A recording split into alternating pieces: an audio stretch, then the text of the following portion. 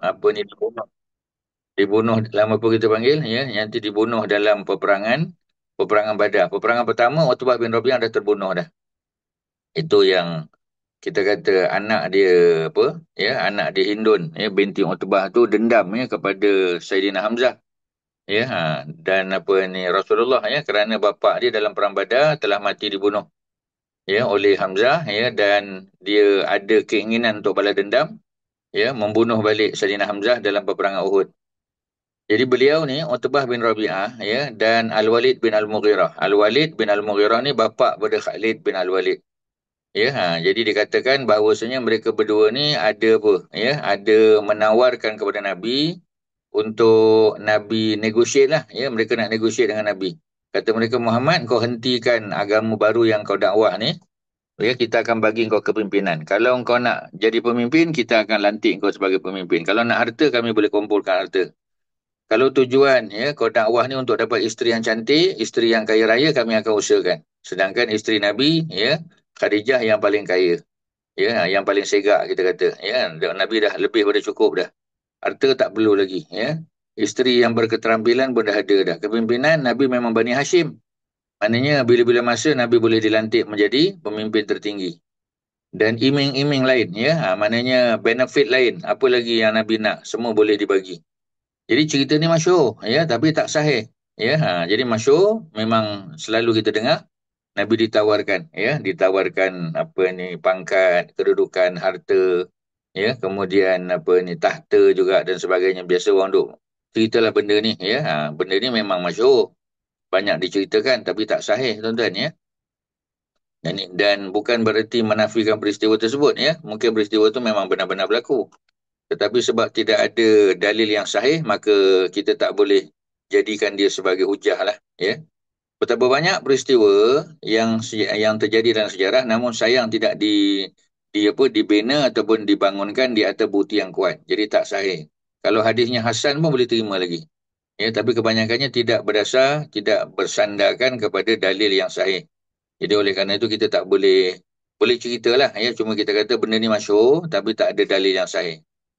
Sebagaimana juga tidak disebut bahawa kaum kafir Quraisy menawarkan kepada Nabi untuk menyembah Tuhan mereka setahun dan mereka akan menyembah Tuhan Nabi setahun.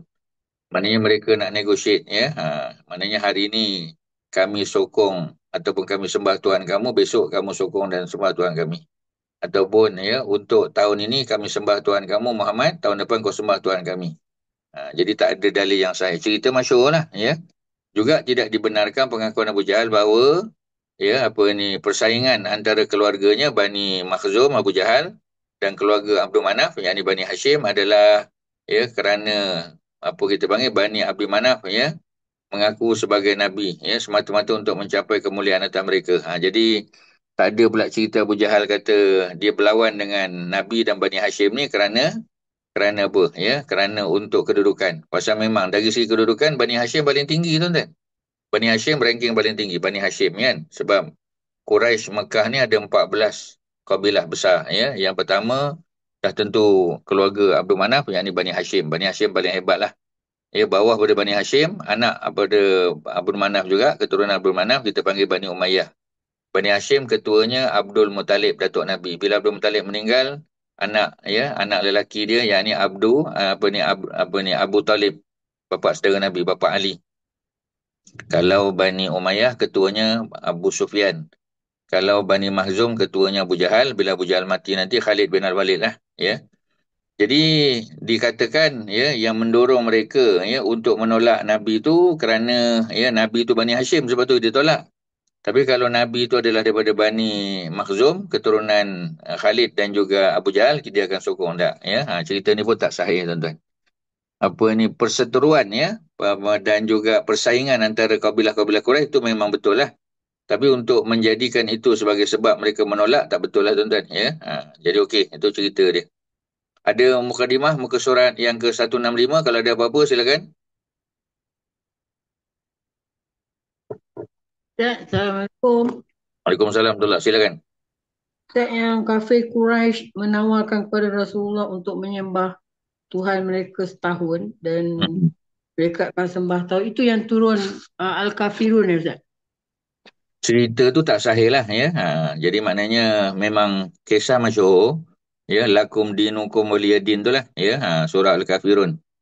Jadi memang cerita tu masyhur ya, tapi tak sahih lah ya. Adakah itu yang menyebabkan turunnya ayat, wallahu alam ya. Tapi memang cerita tu masyhur, dalam kitab tafsir pun disebut. Tapi ya, apa ni, Dr. Akram dia ni ya, dia sebut bahawasanya walaupun masyhur tapi tak sahih ya. Ayat tu, surah tu memang turun Al-Kafirun, cerita tentang orang kafir, tetapi untuk menjadikan ya bahawasanya tawar menawar tu sebagai satu sebab turunnya ayat tu, kita tak boleh kata macam tu lah tuan-tuan ya. Tapi masyhur lah, kita boleh sebut lah, tapi hadisnya tak sahih, itu je lah Kak Nam. Ya, surah betul ya, Hmm. kisah betul, tapi tak sahih dia punya cerita negotiate setahun-setahun tu. Mana kongsi agama tu tak apa, tak sahih lah. Okay, Ustaz. Okey. Ya. Perdebatan kaum Quraisy. Ya, muka surat 166 tuan-tuan. Kaum Quraisy telah menempuh jalan perdebatan. Ya, maknanya mereka memang dengan Nabi itu mereka nak patahkan hujah Nabi. Sebab kita tahu Quraisy ni ada kelebihan, mereka pandai bercakap. Ya, sebab tu Quran bila turun, salah satu daripada mukjizat Quran tu dari segi linguistik. Ya, kelebihan Quran tu dari segi linguistik, sebab masyarakat Quraisy memang sudah biasa berdebat, ya, berdialog, ya, kemudian apa ni, bersyair, ya, apa kita panggil, menjatuhkan lawan dengan syair dengan bahasa mereka. Jadi bila Quran datang, ya, Quran datang dalam bentuk ya kelebihan dari segi linguistik, linguistik miracle tuan-tuan kita panggil. Jadi sebab apa? Ya, sebab Quran ni kalam Allah, sedangkan syair walaupun sedap lagu tahu mana pun tuan-tuan, dia hanya kalam bashar, ya, kalam manusia. Jadi bila Nabi baca Quran, dan Nabi sudah diketahui oleh masyarakat Quraisy, Nabi tak pernah ada track record terlibat dalam syair. Nabi tak pernah buat syair, Nabi tak pernah dendangkan syair, ya, Nabi tak pernah masuk pertandingan syair, Nabi tak hadir pun masuk pertandingan syair, Nabi tak ada tuan-tuan. Jadi oleh kerana mereka sudah kenal Nabi, maka bila Nabi baca ayat Quran, mereka akan terkejut. Mana datang kemahiran bercakap, kemahiran bersyair Nabi ni. Ya, sedangkan yang Nabi alunkan, yang Nabi kumandangkan bukan syair, itu adalah kalam Allah, Al-Quran. Ya. Jadi macam mana pun ceritanya tuan-tuan, ya, kerana orang Quraisy ni kemahiran dia adalah kemahiran linguistik, ya. Kapasiti mereka dalam bidang bahasa, tuan-tuan, maka itulah yang mereka guna pakai untuk berhujah dengan Nabi. Jadi mereka yakin dengan kemahiran mereka berdebat, berhujah, mereka boleh kalahkan Nabi. Rasulullah SAW telah berkata kepada mereka, wahai kaum Quraisy, sesungguhnya ya, tidak ada kebaikan pada seseorang yang menyembah selain Allah. Nabi sebut ya, kalau nak sembah, sembah Allah. Sebab dalam Islam kita bawa konsep tauhid, ya, the oneness of Allah. Allah tu esa tuan-tuan ya. Jadi bila Allah tu esa, tidak ada yang memiliki kuasa selain daripada kuasa Allah lah. Ya, Allah boleh bagi kepada seseorang yang Allah kehendaki. Boleh ya, tetapi dengan izin Allah semuanya. Jibril pun tak ada kuasa tuan-tuan. Nabi Muhammad pun tak ada kuasa ya. Bila Nabi lama tak jumpa Jibril, Nabi tanya Jibril, pasal apa tak datang? Ya, Jibril kata, ya, kedatangan Jibril ni dengan perintah Allah. Kalau Allah perintah, bawa aku turun. Kalau tidak, tidaklah. Ya, jadi maknanya Jibril pun tak ada kuasa untuk suka-suka hati turun jumpa Nabi, tuan-tuan. Jadi oleh kerana itu, ya, mereka punya usaha jalan Quraisy ini memang melalui bahasa. Ya, jadi Quraisy telah tahu bahawa orang Nasrani menyembah Isa, ya, bin Maryam. Ya, jadi Nabi Isa ni disembah oleh orang Nasrani. Macam mana orang Quraisy tahu? Sebab mereka memang ke utara. Mereka ke utara dan ke selatan. Musim sejuk mereka ke selatan, ke Yaman. Musim panas mereka ke negeri Syam, ke Jordan, Palestin, Lebanon, Syria. Jadi di dua-dua tempat ni, di trade center ni, sama ada di utara, ya, di Syria, di negeri Syam, ataupun di Yaman, ada masyarakat Nasrani di situ. Ya, ada apa kita panggil komuniti, kelompok masyarakat yang beragama Nasrani. Mereka ya menjadikan Nabi Isa tu sebagai, menganggap Nabi Isa sebagai anak Tuhan. Ya, Nabi Isa itu anak Tuhan, Ibnullah. Ya, mereka tidak menganggap Nabi Isa itu sebagai Rasulullah, ya, sebagai messenger of God, ya, tapi sebagai son of God. Itu adalah salah lah, ya, menunjukkan Allah tu tidak esa lah. Kerana Allah ada isteri, dah tentu ada anak, ya. Jadi ini sudah tentu bersalahan dengan konsep asal tauhid tu. Tauhid yang dibawa oleh Nabi Adam AS sampailah ke akhir zaman, semuanya ya berteraskan kepada keesaan Allah. Tiba-tiba ya orang Quraisy ya mereka pergi ke Yaman, mereka pergi ke negeri Syam, ya mereka dapat tahu ya orang Nasrani yang kononnya agama apa agama langit ya menyembah Nabi Isa. Dan Muhammad tidak mengatakannya. Lalu mereka kaum Quraisy menjawab, "Wahai Muhammad, tidakkah engkau menganggap Isa adalah seorang nabi dan hamba Allah yang soleh? Ya, apabila kamu benar, maka sesungguhnya Tuhan mereka sebagaimana yang kalian katakan." Jadi maknanya ya ada apa? Ada usaha mereka untuk berdebat dengan Nabi sebab mereka pun ada sedikit sebanyak pengetahuan ya kerana mereka ni well travel tuan-tuan ya. Mereka pergi Yaman, jumpa dengan orang Yaman yang beragama Nasrani. Orang Yahudi pun ada di Yaman. Ya, mereka pergi ke negeri Syam, ya, jumpa dengan masyarakat Nasrani dan juga Yahudi. Jadi sikit sebanyak mereka ada background lah. Ada pengetahuan, ya, walaupun orang Quraisy ni mereka tidak pandai membaca dan menulis, ya. They don't read and they don't write. Ya, dia tak ada dua-dua. La yaqra' wa la yaktub. Ya, yaqra' baca pun tak boleh, ya, yaktub pun tak boleh. Melainkan segelintir daripada mereka. Ya, dikatakan mungkin di Mekah tu adalah 10-11 orang yang boleh membaca dan menulis. Ya, dan di Madinah pun sama juga, tuan-tuan. Cuma masyarakat Madinah tu kerana mereka berinteraksi dengan Yahudi, ya Yahudi ni ahli kitab, people of the book, people of knowledge, ya maka mereka pandai membaca dan menulis macam Ubay bin Ka'ab, Zaid bin Harisah, ya. Jadi Ka'ab bin Malik dikatakan mereka ni ada kemahiran lah, Abdullah bin Rawahah. Ya tapi di Mekah tu boleh kira dengan jari tuan-tuan. Sebab itu Quran ni terjaga, ya. Kerana masyarakat Arab ni bukan masyarakat yang boleh membaca dan menulis. Jadi oleh kerana mereka tak boleh baca dan tak boleh menulis, ya tak boleh tidak, mereka kena menghafal sajalah. Jadi mereka tak boleh nak mencatat ya sebab mereka tak ada kemahiran. Jadi oleh kerana itu Quran tu terjagalah ya sebab yang boleh tulis Quran tu hanya segelintir, boleh dipilih saja.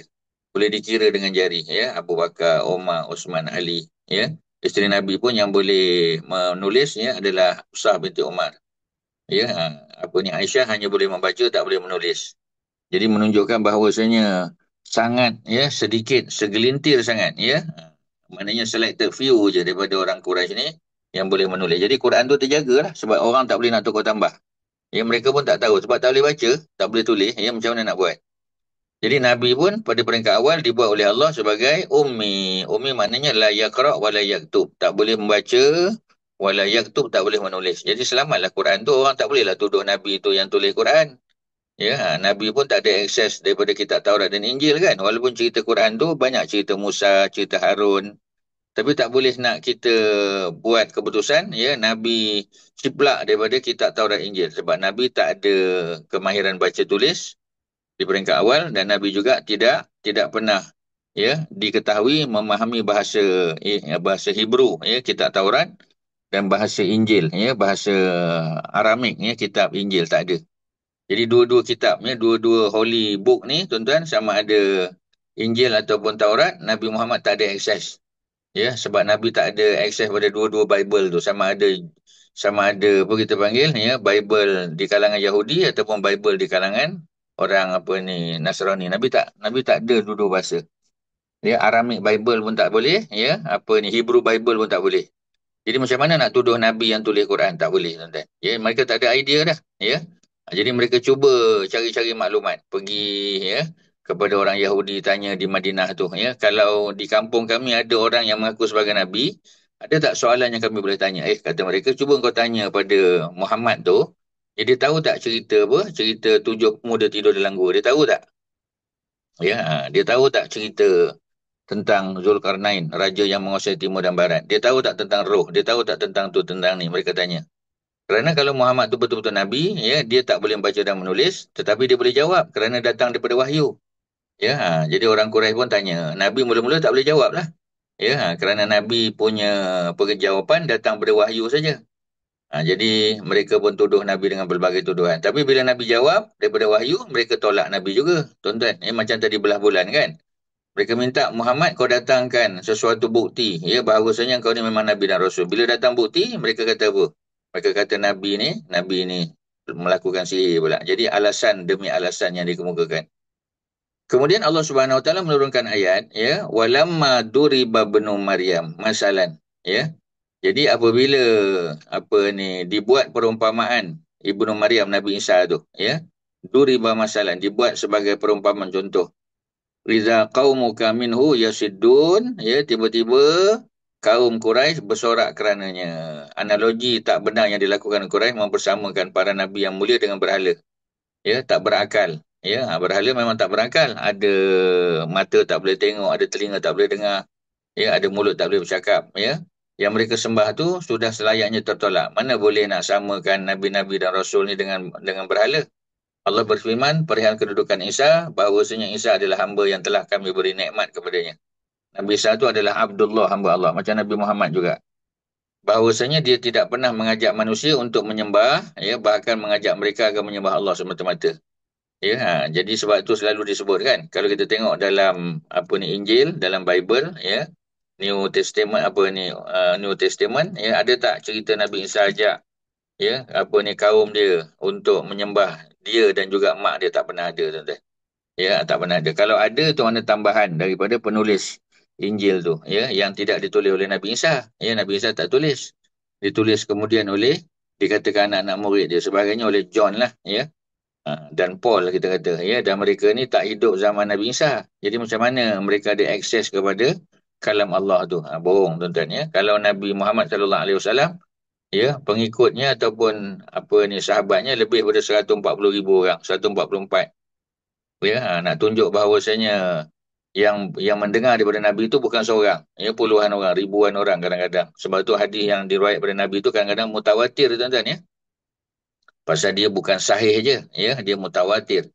Mutawatir itu bukan merujuk kepada status hadis, merujuk kepada perawi dia, berapa ramai yang dengar daripada Nabi, berapa ramai yang tengok Nabi buat, ya. Kalau seorang tengok Nabi buat pun, dengar Nabi cakap pun dah jadi, ya, boleh jadi sahih. Walaupun dia hadis, hadis apa kita panggil, ya, dia adalah hadis gharib. Sebab gharib tu daripada bilangan perawi kan. Seorang, kalau Sayyidina Umar saja riwayat, contoh, Muaz bin Jabal saja riwayat. Ya, hadis tu boleh tak sahih? Boleh, ya, kerana reliable-nya, ya. Ya, apa kita panggil, diri Sayyidina Umar dan Muaz bin Jabal. Sebab tu hadis Umar semua orang tahu. Hadis pertama, innamal a'malu binniyat sampai habis. Hanya sahaja sesuatu amal itu dikira dengan niat, ya. Yang meriwayatkan hadis itu Umar bin Al-Khattab saja seorang. Ya, tapi hadis itu tetap dianggap sebagai hadis yang sahih. Kerana gharib merujuk kepada bilangan orang yang meriwayatkan. Oleh kerana Sayyidina Umar tu highly reliable, hadis itu tetap sahih. Itu seorang, tuan-tuan. Kalau hadis itu dua orang yang dengar, kita kata, ya, Ibnu Abbas dan Ibnu Umar dengar, boleh tak jadi sahih? Boleh. Kalau yang meriwayatkannya tiga atau lebih, boleh. Ini mutawatir. Mutawatir maknanya a group of, apa kita panggil, a group of sahabat, ya, yang meriwayatkan hadis dan mereka tidak ada kemungkinan untuk menipu satu sama lain. Kita kata hadis ini mereka berpakat kata tipu, tak boleh, tuan-tuan. Sebab jumlahnya cukup ramai dan mereka ni reliable. Sahabat Nabi kalau seorang pun reliable, ya. Hadis apa contoh, ya, doa Allahumma a'inni ala zikrika wa syukrika wa husni ibadatik. Ya, seorang je dengar. Siapa? Muaz bin Jabal. Tapi kerana Muaz bin Jabal tu highly reliable, ya, jadi walaupun seorang hadis gharib, dia tetap sahih, tuan-tuan. Tentulah perkiraan dia. Jadi tuan-tuan jangan tertukar, ya. Ada hadis yang sahih, tapi dia kata hadis ni hasan contoh. Tapi hasan gharib. Ya, bermasalah tak? Tak bermasalah. Sebab siapa perawi dia? Siapa yang dengar pada Nabi? Yang dengar pada Nabi itu Sayyidina Umar, kita kata. Ya, dia bukan sekadar gharib, ya, tetapi dia sahih.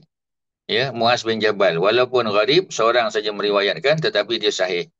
Jadi kalau Imam Tirmizi biasa menggunakan istilah hasan gharib ni, tuan-tuan, ya. Kadang-kadang hasan sahih. Maknanya dia dengar daripada dua gurunya. Daripada guru A, contoh, ya, dia kata hadis ni hasan. Tapi daripada guru B, hadis ni sahih. Tapi dia gharib, ya, tak ada jadi isu. Gharib tu bukan menyebabkan hadis tu jatuh. Tak, ya. Kita tengok siapa yang meriwayatkannya. Kalau sahabat yang meriwayatkan tu orang yang sangat boleh dipercayai, tak ada isu lah, tuan-tuan. Ya, kerana apa? Ya, kerana memang bukan bilangan yang menentukan sahih atau tidak. Tapi betapa reliable yang seseorang itu. Kalau dia siqah, dia percayai, ya, okeylah. Ya, tu cerita dia. Okey, ada soalan? Silakan.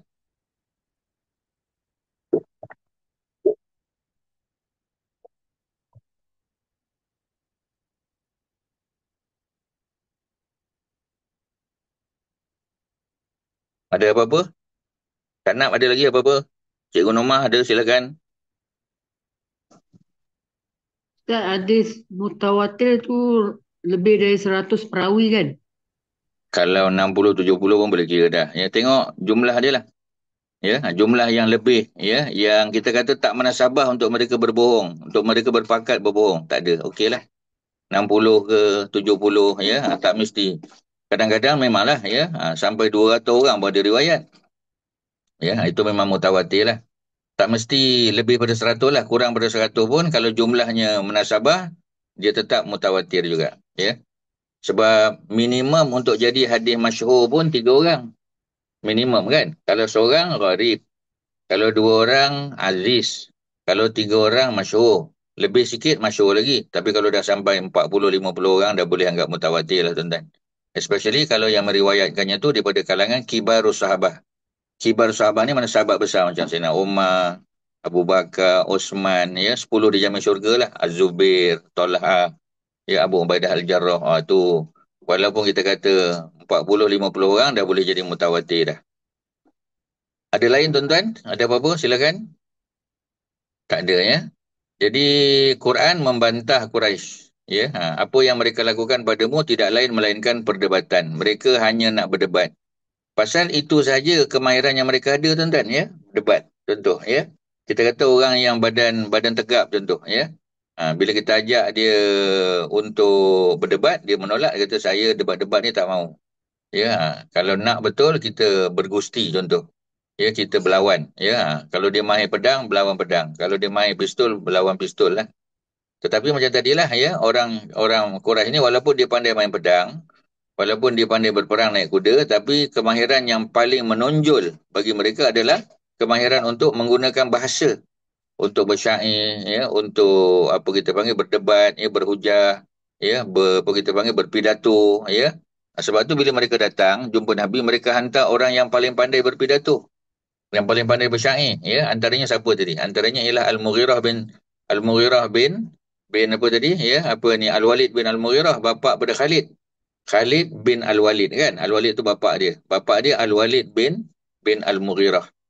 Dan bapa dia ni adalah bapa saudara kepada Abu Jahal. Ya, pasal Abu Jahal, ya, Amru bin Hisham, Hisham tu bin Al-Mughirah juga.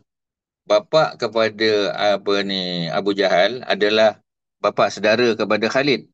Kerana Khalid dengan Abu Jahal tu sepupu tuan-tuan ya. Khalid, Abu Jahal, ya, kemudian Ummu Salamah. Ni mereka ni tiga-tiga ni sepupu sepapat. Ya, Khalid pun sepupu Abu Jahal. Apa ni, apa kita panggil, Ummu Salamah ataupun Hindun kan, binti Abi Umayyah pun adalah sepupu pada Abu Jahal. Sebab itu kita dah sebut dah ya. Bila Abu Jahal mati ya dalam perang Badar, memang kepimpinan Bani Makhzum tu jatuh pada Saidina Khalid bin Al-Walid lah. Pada masa tu dia masih kafir kan. Tetapi bila dia tengok Nabi kahwin dengan Ummu Salamah, dia dah mula terbuka hati dah. Ya, sebab bagi dia selama ni Bani Hashim tu rival dia memang betul. Walaupun hadis cerita Abu Jahal lawan Nabi tu sebab apa, semata-mata kerana perbezaan kabilah tu tidaklah tepat. Kita kata tak nafi ya, mereka ada perasaan iri hati, tapi bukan itulah ya. Tak ada hujah dalil-dalil yang sahih untuk mengatakan itulah. Tapi memang berlaku, kita kata, persaingan antara kabilah-kabilah tu memang confirm lah. Tapi bila Nabi kahwin dengan Ummu Salamah, ya, selepas suami Ummu Salamah tu meninggal, yakni Abu Salamah, sudah terfikir pada perasaan Khalid bahawasanya Muhammad ni taklah jahat sangat ya. Dengan sepupu aku pun dia kahwin. Ya, sepupu aku pula ya, seorang janda, kematian suami, anak 4. Anak kecil ya. Nabi apa kita panggil? Nabi jaga kebajikan perempuan tersebut. Perempuan tu adalah dia punya sepupu.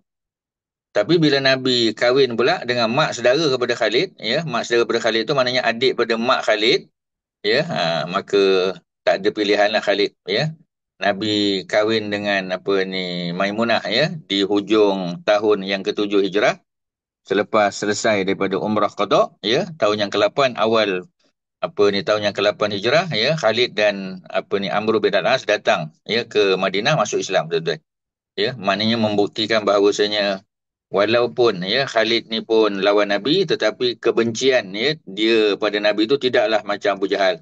Dan Abu Jahal habis sebagai seorang kafir kan. Tapi Khalid ada peluang untuk beriman setelah dia melihat ya bagaimana Nabi memperlakukan ya perkara baik kepada sepupu dia Ummu Salamah dan juga mak saudara dia Maimunah binti Al-Haris yang merupakan adik kepada mak Khalid tu. Jadi maknanya tuan-tuan nak bagi tahu ya bahawasanya Arab ni memang dia main kabilah tuan-tuan ya. Kalau kita muliakan dia, Ya, kita selamatkan dia, kita buat baik pada kabilah dia, sikit sebanyak, benda tu akan dia ambil kira. Dia akan consider benda tu, tuan-tuan. Ya, sebab kita tak boleh kata, Quraisy ni buatlah macam mana pun. Ya, memanglah. Ya, atas dasar apa ni, apa kita panggil, persaingan, ya, kompetisi antara kabilah-kabilah tu memang wujud. Itu tak nafikan lah. Ya, Bani Umayyah antara sebab ya mereka berlawan dengan Bani Hashim tu memang kepimpinan tu tak nafi, tuan-tuan, ya. Tapi macam tadilah, kisah secara khusus, ya, Al-Walid bin Al-Mughirah bapa pada Khalid dan juga Utbah bin Rabi'ah menawarkan kepada Nabi untuk negotiate tadi, ya, untuk offer kepada Nabi harta tahta wanita dan sebagainya, itu bukan, dia tak sahih lah. Cerita masyhur tapi tak sahih, itulah. Tapi banyaklah dalam kitab-kitab sirah, tuan-tuan, ya. Sebab tu kalau kita tengok apa ni riwayat-riwayat ni, kita kena tengok footnote dia daripada mana sumber dia, tuan-tuan. Kisah tersebut, ya, macam kisah belah dada tu. Ya, apa ni, Saidina Hamzah terbunuh dalam perang Uhud, itu memang pasti. Saidina Hamzah digelar sebagai Sayyidus Syuhada, ya, sebagai ketua penghulu kepada para syuhada, betul, ya. Tetapi kisah, ya, yang disebut apa ni, isteri kepada Abu Sufyan, yakni Hindun, membelah dada Saidina Hamzah, itu kita tak pasti. Kata Al-Imam Al-Bukhari, tak ada hadis yang sahih cerita. Tapi dada Hamzah dibelah, ya, apa, dirobek, itu memang betul. Siapa yang buat? Tak ada riwayat yang sahih. Tapi ada tak Utbah, ya, apa ni, apa, Hindun binti Utbah ni ada dendam? Dah pasti, tuan-tuan. Dendam tu tak boleh nak dinafikan, kan? Sebab bapa dia Utbah dibunuh oleh Hamzah. Ya, kemudian bapa saudaranya Syaibah dibunuh oleh Hamzah juga. Ya, oleh Hamzah dan juga Saidina Ali. Kemudian adik lelaki dia Al-Walid bin Utbah pun dibunuh juga. Tiga yang mati dalam perang Badar. Ada tak rasa dendam pada dia? Dah tentu ada. Tetapi tak ada bukti dia yang membelah dada Saidina Hamzah. Tak ada bukti, tuan-tuan. Kerana yang mengupah Wahsy untuk apa kita panggil, menombak Saidina Hamzah bukan dia, tuan-tuan. Ya, yang memberi apa kita panggil, yang memberi upah tu ataupun janji untuk membebaskan Wahsy itu bukan dia. Ya, jadi bila bukan dia, tuan-tuan, ya, apa ni, apa kita panggil, ya, bukan bukan bukan apa, bukan Hindun, ya, maka kita tak boleh tuduh dia lah. Lebih-lebih lagi kata para ulama sirah, ya, apa, Hindun ni nanti dia akan jadi keluarga Nabi. Pasal bila Nabi kahwin dengan Ramlah binti Abu Sufyan, walaupun, ya, Hindun ni bukan mak Ramlah, ya, Hindun ni mak tiri dia. Tapi secara automatik, ya, apabila Ramlah kahwin dengan Nabi, bapa Ramlah Abu Sufyan, ya, adalah apa? Ya, adalah bapa mertua Nabi. Kalau Hindun binti Utbah secara tak langsung, ya, dia juga adalah mak apa kita panggil, ya, mak mertua, ya, mak mertua tiri lah. Jadi mereka ni secara tak langsung adalah sebahagian daripada Ahlul Bait, keluarga Nabi. Ya, ikut definisi yang lebih luas lah, ya. Kalau Syiah dia hanya fokus pada Bani Hashim daripada keluarga Fatimah dengan Ali saja, kan. Tapi kalau ulama sirah secara umum dia membuka lebih luas. Ya, membuka spektrum yang lebih luas. Asalkan mereka berkahwin dengan Nabi, ya, maka mereka dianggap sebagai keluarga Nabi. Yang kahwin dengan Nabi ni daripada siapa? Ya, daripada Bani Hashim. Ya, memang dia memang keluarga Nabi lah.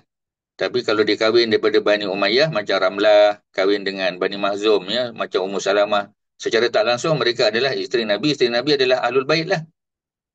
Bila isteri Nabi Ahlul Bait, mak bapak dia, adik-beradik dia samalah, tuan-tuan.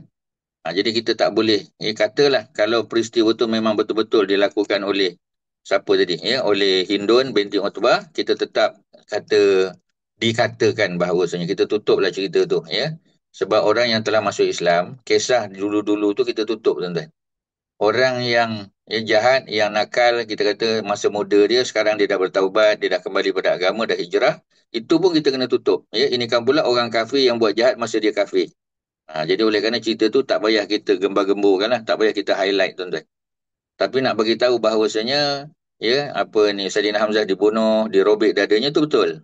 Tapi oleh siapa? Tak ada hujah yang sahih. Macam itulah, tuan-tuan. Ya. Okey, ya, itu kalau kita boleh detailkan, tuan-tuan. Sebab banyak kisah sirah. Sebab itu kita baca Sahih Sirah Nabawiyah ni. Ya, kerana tujuan kita baca kitab sahih ni supaya kita tahu, oh, selama ni kita duk ingat macam ni. Jadi rupanya tak ada dalil, rupanya. Masyhur lah, ya. Tapi tak ada dalil. Macam itulah, tuan-tuan. Okey, ya. Jadi analogi Ustaz, tak benar. Ya.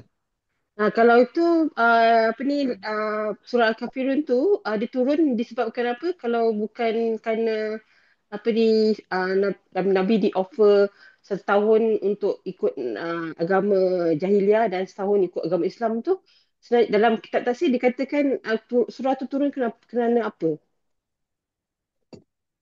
Kadang-kadang ada surah yang turun bukan kerana apa. Ada Oh, banyak surah dalam Quran yang tak ada asbab nuzul. tak ada asal dulu. Okey, okey. Bukan semua ayat dalam Quran ada asbab nuzul lah. Ya, jadi kadang-kadang Allah turunkan hanya sebagai panduan umum. Tetapi keberadaan apa ni surah Al-Kafirun sebagai surah Madani, surah Makiyah tu betul. Dia memang turun di Mekah kan sebab dia cerita pertentangan antara Nabi dengan musyrikin tu betul. Musyrikin buat benda-benda tak elok, ludah Nabi, cekik Nabi dengan kain serban, letak apa ni kotoran di belakang Nabi tu semua betul tuan-tuan ya. Sebab memang ada riwayat daripada Abdullah bin Mas'ud ya, Abdullah bin Mas'ud kata aku tengok ya mereka yang meletakkan kotoran unta di belakang Nabi. Dia tengok, cuma dia kata aku pada masa tu tak boleh buat apa-apa, tak ada kemampuan ya. Tapi dia tengok mana hadis tu sahih. Tetapi macam tadilah ya, untuk menyatakan bahawasanya negosiasi ya antara Nabi ya dengan orang Quraisy itulah menyebab turunnya, kata apa kita panggil ya, pengarang kitab kita ni Dr. Akram Dia ni, dia kata tu tak sahih. Cerita masyhur ya. Ada dalam kitab tafsir, ada dalam kitab tafsir, bukan mesti ayat tu betul ya, tapi penceritaan ataupun sebab nuzul yang itu yang dipertikaikan. Tapi zamannya zaman Mekah. Pertentangan dengan Quraisy itu memang betul. Kerana sebahagian ayat Quran dia tidak ada asbab nuzul. Memang turun tu hanya sebagai guidance saja, sebagai panduan, sebagai apa kita panggil hidayah daripada Allah Subhanahu Wa Taala kepada umat manusia yang pada masa itu berada di Mekah, memang mengharap petunjuk. Maknanya isu apa pun perkongsian agama ni tak boleh. Ya, termasuklah isu hari raya contoh kan, seperti mana kita selalu sebut. Ya, hari ni hari apa? Hari raya haji contoh ataupun hari raya puasa, besok hari Christmas. Ya, jadi masa hari raya haji, oleh kerana kita masyarakat majmuk berbilang bangsa, masa raya haji, raya puasa, orang Kristian pun nak celebrate. Dia nak celebrate, tak ada masalah tuan-tuan. Kalau dia datang rumah kita meraihkan, kita sambut, ya. Tetapi untuk kita mengakui apa ni perayaan dia tu tak boleh tuan-tuan. Dia jemput kita datang sebagai jiran dia, ya. Tapi bukan meraihkan dia. Sebab tu kita tak celebrate, kita tidak apa kita panggil ucap tahniah pada dia ya, kita ucap terima kasih boleh ya, kita datang dia jemput, kita terima kasih atas jemputan ya. Kita sebagai jiran kita datang terima kasih menyediakan makanan dan dia pun bagi makanan yang halal sebagai contoh kan. Kita datang tu sebagai meraihkan dia sebagai jiran kita, itu je lah tuan-tuan. Bukan kita iktiraf kan, kita tak pernah recognize. Pasal seperti mana kita tahu, ya, orang Nasrani menganggap Nabi Isa lahir pada 25, ya. Ini kalau Katolik lah tuan-tuan ya. Mereka anggap Nabi Isa lahir pada 25 Disember. 25 Disember tu musim sejuk di Palestin sebab Nabi Isa lahir di Palestin. Ya, sedangkan ya, kita kata Nabi Isa tak lahir pada musim sejuk. Ya, pasal surah Maryam cerita Nabi Isa lahir pada waktu rutub sedang masak. Ya, pokok rutub tu, ya, pokok kurma tu ada rutub kan. Apa ni kurma segar tu ya, duduk atas pokok ya, itu hanya pada musim panas. Musim panas di Palestin tuan-tuan bulan 8 bulan 9 bukan bulan 12. Bulan 7 bulan 8 lah ya. Kita kata bulan 8 tu dah mula kurma masak bulan 9. Jadi menjelang bulan 12 bulan 1 tuan-tuan itu adalah musim sejuk. Mana ada pokok kurma masak pada malam pada waktu tersebut. Jadi cerita bahawasanya Nabi Isa lahir pada 25 Disember tu pun dah dibertikai.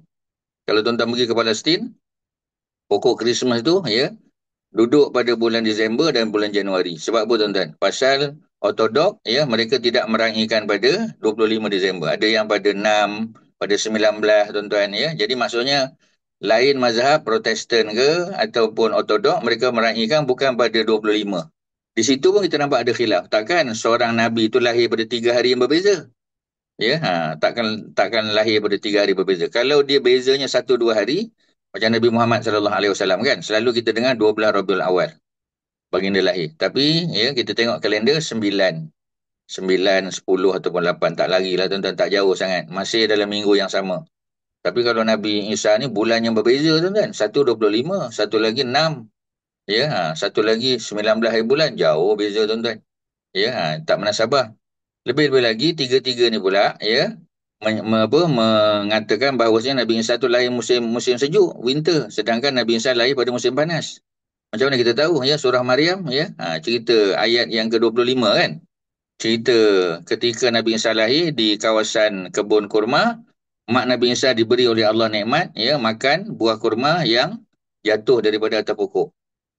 Ya, maknanya kurma tu masak ya, berbuah pada masa itu. Dah tentulah musim panas bukan musim sejuk. Ya. Jadi itu kita kata cerita ni kadang-kadang masyhur tapi tak sahih.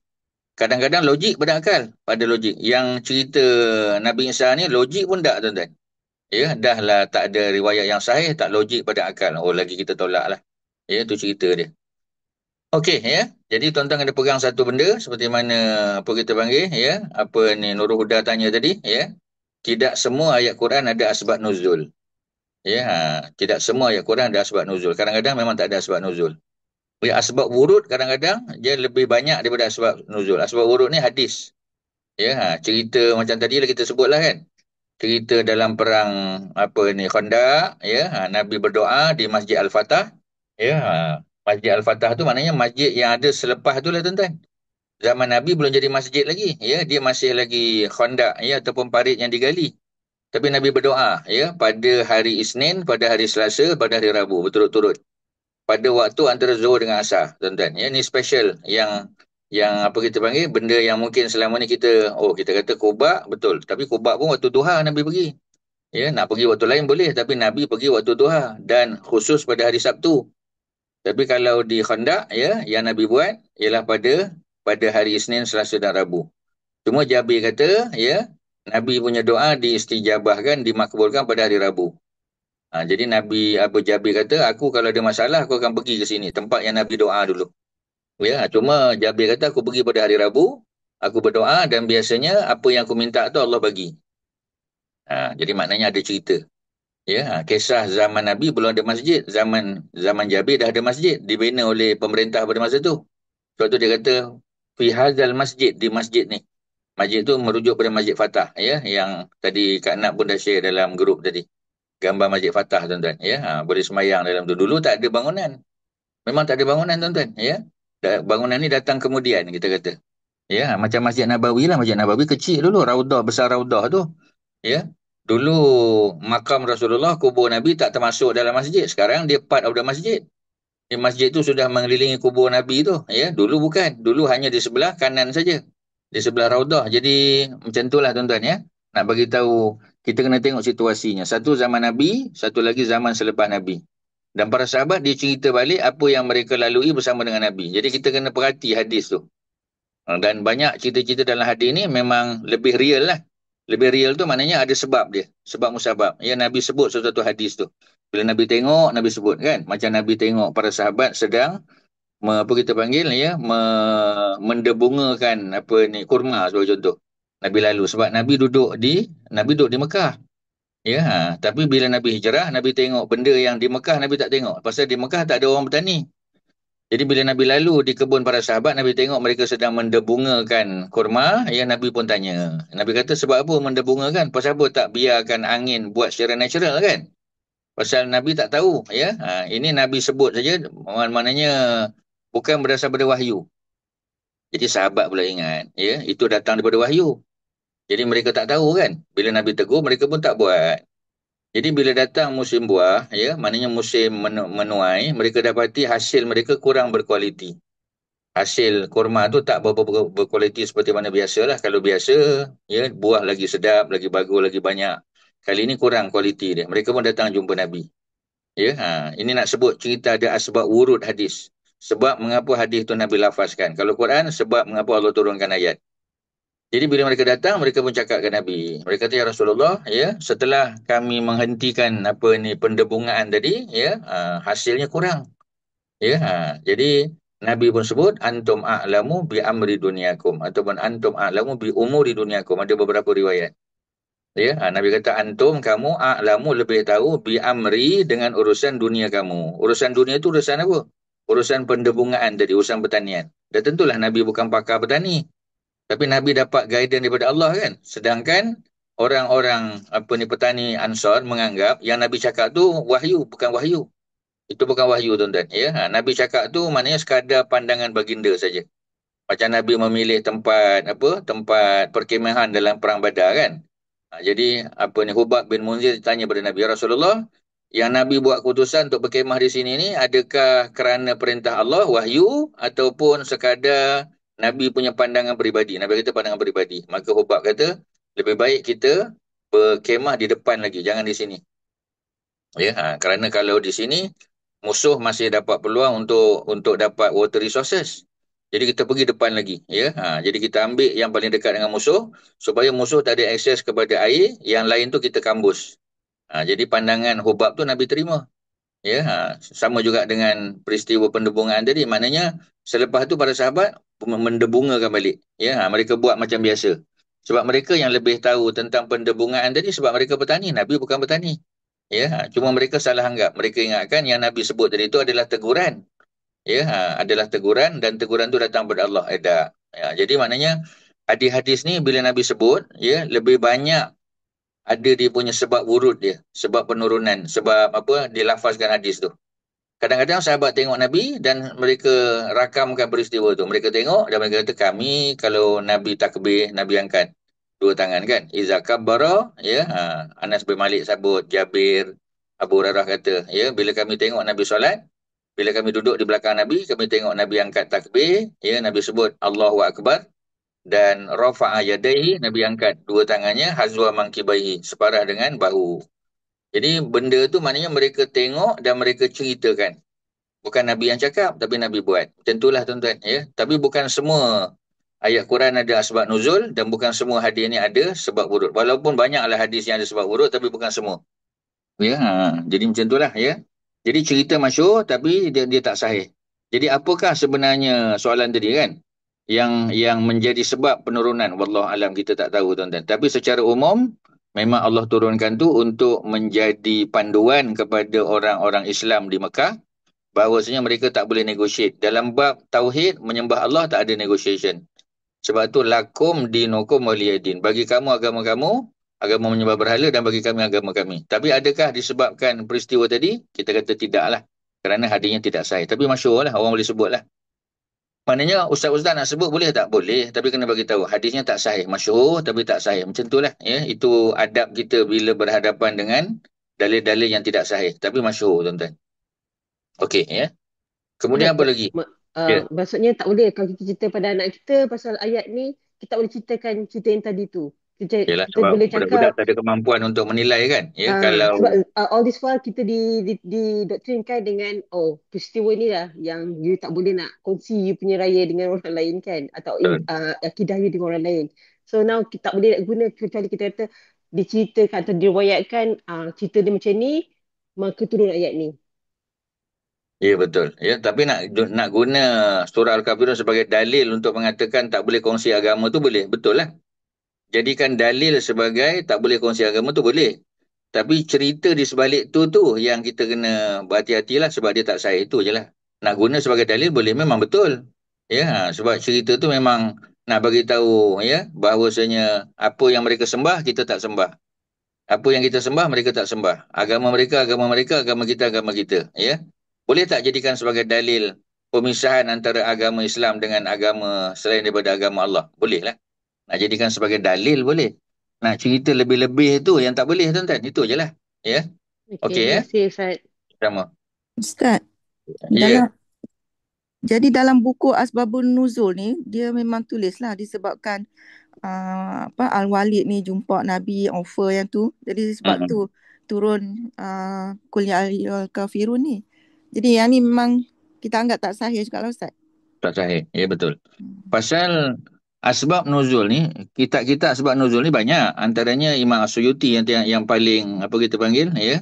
Yang paling popular tu kitab asbab nuzul yang dikarang oleh Imam As-Suyuti. Sebelum-sebelum tu ada lagi lah ya. Jadi walaupun ada riwayat ya, tapi bukan semuanya sahih. Sebab tu kita kena tengok nota kakinya di bawah. Ya, ada apa kita panggil, ada sokongan tak? Ya, kadang-kadang para ulama ada khilaf tuan-tuan ya, ada berselisih pendapat tentang sesuatu riwayat tu ya. Jadi maknanya kita bolehlah sebut ya, tapi macam tadilah kalau nak beli kitab apa kita panggil, ya, kitab apa asbab nuzul tu kena kena kena beli yang ada nota kaki. Ya, macam kitab sirah lah kan. Bila kita baca tu, kita kena beli yang ada nota kaki. Ibnu Hisham, sirah Ibnu Hisham bagus. Ya, tapi kita kena tengok yang ada edited version, yang dia dah tulis dah. Hadis ini sahih, hadis ini hasan, hadis ini dhaif, hadis ini tidak ada riwayat, hadis ini tak ada bukti daripada sejarah. Tu kena tengok. Ya, kita beli, kita kena upgrade lah kita punya buku yang kita baca. Kita kena baca yang sudah ada apa tadi? Ya, yang sudah ada editing, tuan-tuan. Jadi kalau yang tak ada editing tu, ya, kita biarkan dululah. Ya, bukan bukan tak boleh, ya. Tapi takut nanti bila kita cerita dia bukan riwayat yang sahih, itu je lah, tuan-tuan. Ya, kena berhati-hatilah. Beli yang versi yang lebih baik, yang edited version. Ya, macam mana pun kita beli yang edited version, ya. Macam kita baca buku Sirah 1, 2, 3 yang biasa kita baca kan, dia ada sebut kat situ. Dalam Sahih Bukhari, dalam Sahih Muslim, ya, dalam Imam Tirmizi sebut, ada hadisnya, ada ayat Quran. Itu yang kita pakai macam tu lah. Bukan mesti buku tu mahal, tuan-tuan, ya. Tapi kita tengok kualiti dia. Jadi buku-buku yang kita beli, ya, buku hadis ke, ya, buku tafsir ke, buku apa-apa pun, kena tengok dia punya footnote dia. Kalau ada footnote tu banyak, tu salah satu tanda buku tu bagus lah. Maknanya sudah ada review dan revision yang dibuat oleh para ulama. Itu je lah, tuan-tuan. Okey, ya, Ustaz, selesai di situ. Ya, minta maaf Ustaz. Kat sini dia silakan. hanya tulis dilaporkan oleh Ibnu Abi Hatim 12/462. Itu Ibnu kira Abi Hatim tu tokoh tafsir juga, ya. Sebab Ibnu Abi Hatim tu tak hidup zaman Nabi, tuan-tuan, ya. Ibnu Abi Hatim ni ulama di Turkmenistan, tuan-tuan, ya. Jadi Ibnu Abi Hatim, dia memang tokoh tafsir dan tokoh hadis, tuan-tuan, ya. Tapi macam tadilah riwayat oleh dia, tapi tak ada detail kan, detailing kan tak ada. Tak ada cerita, ya. Hadis ini disebut oleh Imam Al-Bukhari dalam kitab Sahih. Hadis ini disebut oleh Imam Tirmizi dalam kitab Sunan. Even kalau dalam kitab Sunan pun belum tentu tak sahih. ada Ustaz. Memang tak ada. Ya, memang cerita tu masyhur. Sebab tu saya sebut tadi. Dalam kitab tafsir memang, ya. Dulu pun kita anggap benda tu sahih kan. Tapi bila kita dah baca buku yang ada revision yang lebih bagus, kita kena menahan dirilah, ya, daripada sesuka hati cerita benda tu walaupun masyhur kita kata. Memang ramai orang duk sebut. Ya, tapi oleh kerana tak sahih, maka kita kata ada riwayat, ya. Ustaz selalu macam tu. Dia kata selalu kita dengar, Ustaz. Memang betul. Tapi kita kena faham, tidak semestinya sesuatu yang masyhur itu sahih. Walaupun banyak yang masyhur dan sahih tu memang banyak kan, tapi bukan semua. Macam tu je lah. Cara kita untuk beradab, ya, dengan periwayatan tadilah. Okey, Cikgu Nomah, ada apa lagi? Faham Ustaz. Terima kasih Ustaz.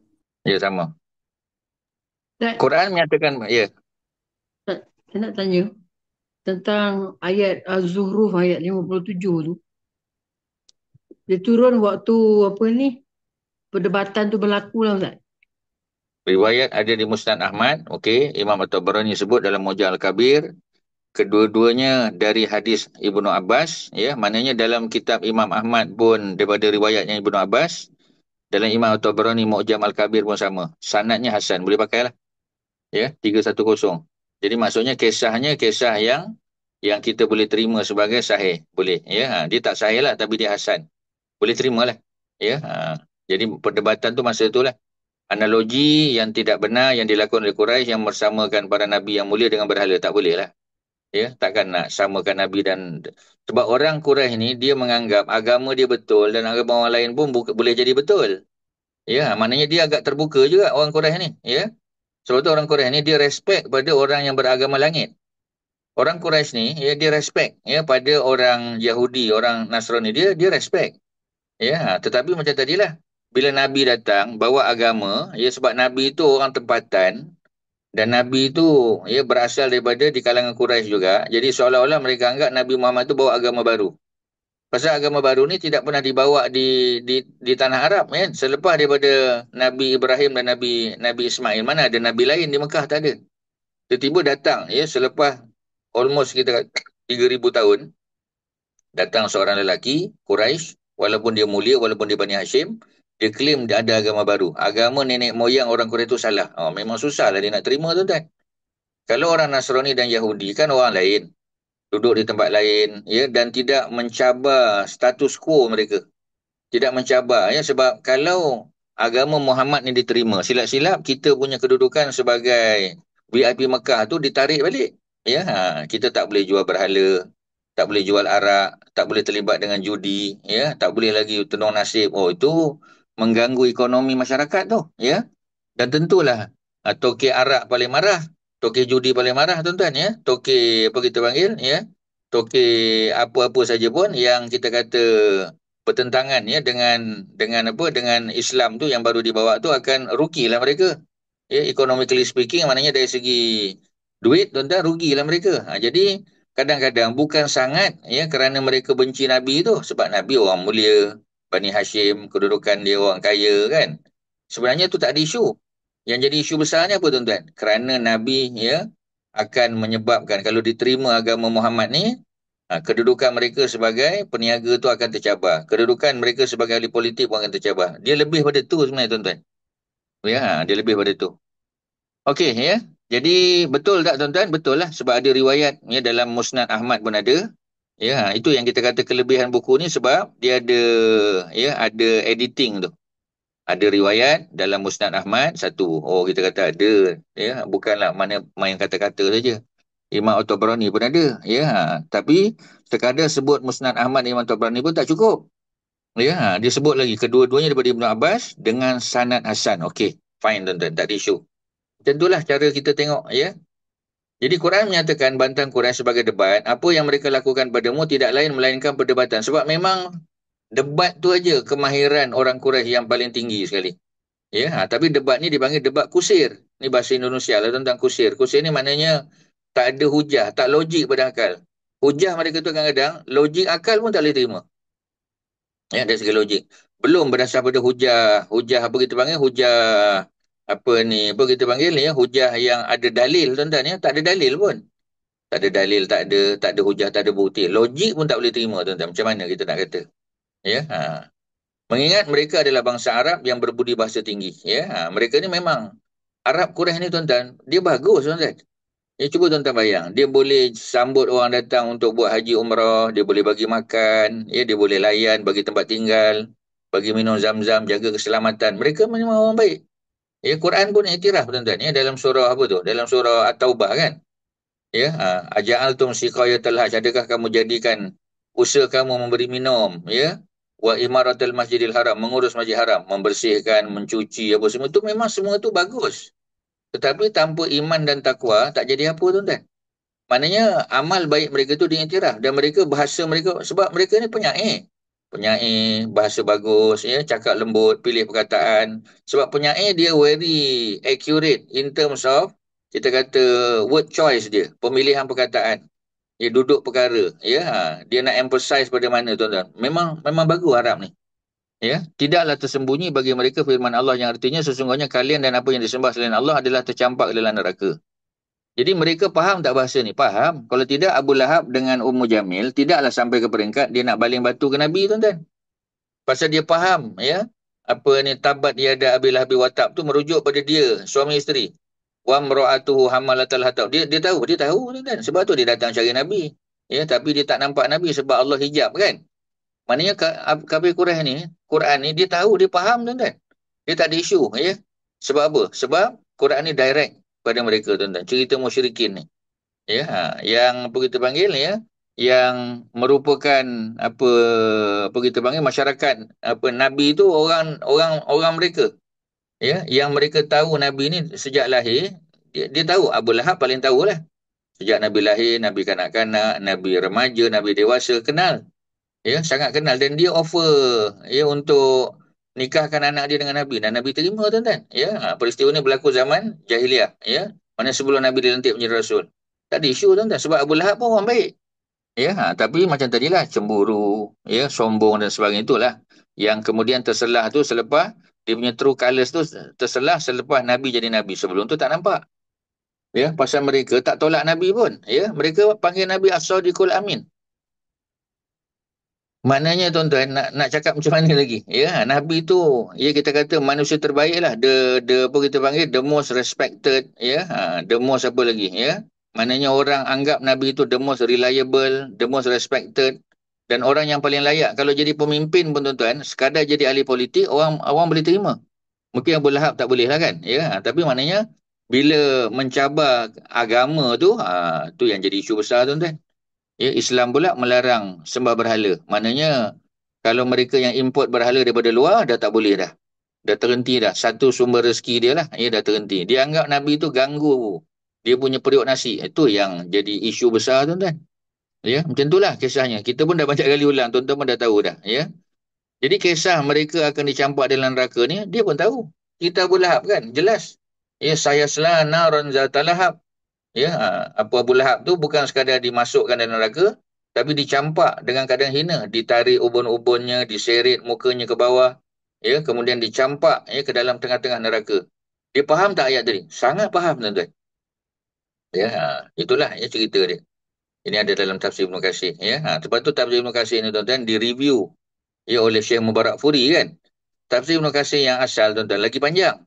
Tapi yang kita baca sekarang, yang tuan-tuan beli, ya tafsir yang apa ni, sama ada e-book dia, ya apa ni ataupun ya, kitab tafsir yang yang diterjemah dalam bahasa Indonesia tu, itu edited version tuan-tuan ya. Itu telah diedit ya oleh Syekh Mubarak Furi yang mengarang kitab Ar-Rahiqul Maktum, The Seal Nectar tu, kitab sirah tu sama. Ya, yang buat revision balik, review balik kepada kitab tafsir Ibn Katsir, Syekh Mubarak Furi. Yang menulis kitab sirah Ar-Rahiqul Maktum, Syekh Mubarak Furi. Yang buat revision kepada Bulughul Maram ya dan juga apa ni Riyadhus Shalihin, orang yang sama tuan-tuan. Ya. Sebab penerbit besar di Saudi tu, di Riyadh tu ya yang kita panggil sebagai Pustaka Darussalam tu tuan-tuan. Memang dia ambil Syekh Mubarak Furi ni sebagai editor dia tuan-tuan. Ya, sebab tu banyak kerja-kerja yang dibuat oleh Syekh Mubarak Furi ni. Dia orang India. Dia daripada apa kita panggil Uttar Pradesh tuan-tuan ya, bahasanya Urdu. Tapi penguasaan bahasa Arabnya memang hebatlah tuan-tuan ya. Dan dia dilantik ya sebagai editor untuk penerbit apa ni Pustaka Darussalam ni tuan-tuan.